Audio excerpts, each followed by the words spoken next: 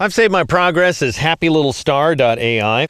In this exercise, I'm going to show you how to blend between objects that are far apart from each other, and then how to modify the path of the blend in between. So I'm going to start things off by zooming out. I'm going to select this interior circle. Can't really see it, but you can see the exterior circle right there, which is the beginning of that blend between the circle and the star shape. If you move your cursor in a little bit, you'll see that there's another shape just on the inside of the larger circle. Click on it and you'll select a smaller circle that has an opacity value of 50% and 25% yellow. That's all. Just like the outer circle actually, but it's a different opacity level. But I want you to note that the color is 25% yellow, nothing else is going on. Now I'm going to zoom out so that I can take in more of my graphic at a time. And there's another circle over here someplace. So I'll press Control Y or Command Y in the Mac to switch to the outline mode. And there it is. I'll click on it to select it. It has that exact same color. So just 25% yellow, nothing more, and an opacity level of 0%. And I was telling you in a previous exercise, Illustrator is smart enough to smooth out the transition between different fill or stroke colors. It is not smart enough to smooth out the transition between different levels of opacity. And we'll see that right now. So I've got one of the circles selected over here on the left-hand side. I'll shift-click on that innermost circle in the upper right corner, or near the upper right corner anyway, of the illustration. Then I'll press Control Y, Command Y in the Mac to switch back to the preview mode.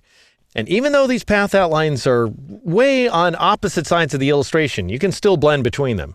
So I'll go to the Object menu, I'll choose Blend, and I'll choose Make, Control-Alt-B, Command-Option-B on the Mac in order to blend between these two shapes.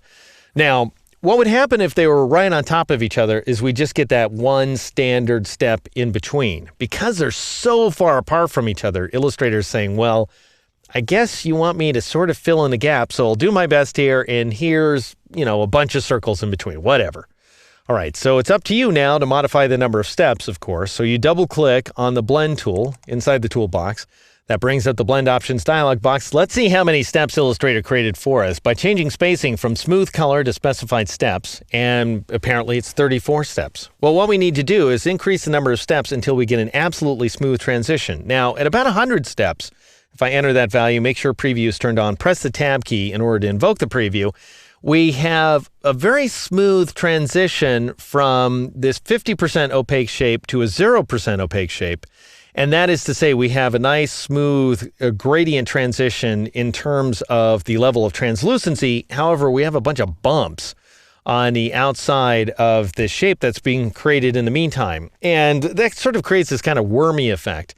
And that's because we're still seeing the individual little circles that Illustrator's drawing in between. These virtual circles, that is to say. At some place around 150, those are going to die away. So I'm going to change that value to 150, press the Tab key. Sure enough, we get a pretty darn smooth transition now in between. However, if I click OK in order to accept that modification, we've got a straight line in between one blended object and the other. What if I want this line to sort of wave back and forth?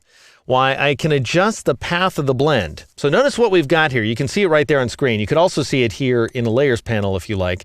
If I twirl open the star layer, and then twirl open the blend, that is that top blend right there, the one that's selected, you can see that I've got two path outlines and this other path on top, which is a straight line. And that top path is the path of the blend that we're seeing in between. So we've got a circle on left, a circle on right, and a path of the blend in between the two. And that path of the blend shows up automatically when two objects span a great distance. It doesn't always show up inside of a blend, but it is created when there's a lot of distance associated with the blend, as there was, you may recall way back when, where the background blend in the sky was concerned. We had a path of the blend there too. But we'll see that sometimes the path of the blend doesn't get created and you have to create it manually. Anyway, how do we go about modifying it? Well, if you want to add some curvature, here's how. Go to the Pen tool, click and hold on it, and choose the Convert Anchor Point tool from the flyout menu. And then I'm going to drag from this anchor point right there. Even though it's at the middle of the circle, because the path of the blend is on top, we should get it. So I'll go ahead and drag like so, and no, it's unhappy with me. It should work, actually. I've done this before, and usually it works out just fine. It did this time. But if you end up having a problem, like I did the first time I tried it, I'll go ahead and undo that modification. What you can do is select the path of the blend automatically, which I've actually done for myself here. Or you could lock down the two other paths like so. I could just go ahead and give them some locks here inside the layers panel. So you'd want to leave that path of the blend, the straight line, unlocked. And then that way nothing is going to get in your way, and you could drag like so in order to create a control handle. So I'm dragging a control handle out of the anchor point, converting it from a corner point, which it was before, to a smooth point, and I'm creating a curved segment as a result. Now then, what about this guy? Well, the tempting thing to do is to grab this anchor point and drag down, but that's the wrong thing. You want to drag in the opposite direction because you need to keep dragging in the same direction as you're modifying your path outline. So I already established the equivalent of a clockwise direction for my path. I need to stay clockwise like so. That is, in my case, dragging to the left. And it could be up or down, but I'm going to drag up and to the left, and I end up achieving this effect here. All right, let's go ahead and center the view on screen.